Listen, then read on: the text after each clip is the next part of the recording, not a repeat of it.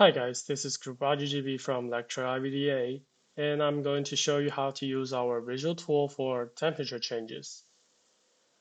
Our visual tool is mainly designed for climatologists who are interested in temperature changes in a specific region or discovering abnormal climate phenomenon during the past 40 years. So let's get started.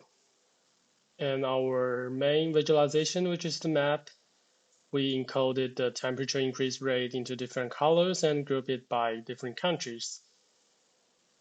And also by hovering it, we can see such as Italy has a 90.8 increase during the past 40 years. And also on the right side, we got a heat map, which is the average monthly temperature, and by default is globally.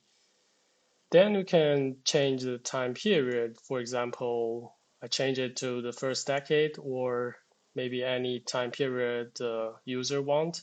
And after a few seconds, the map will refresh.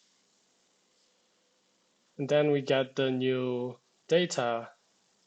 So in the first decade, Italy is orange, which means it only got 8.5 increase in the first decade. And by clicking that, the heat map will change to Italy, and also some city of Italy will pops up.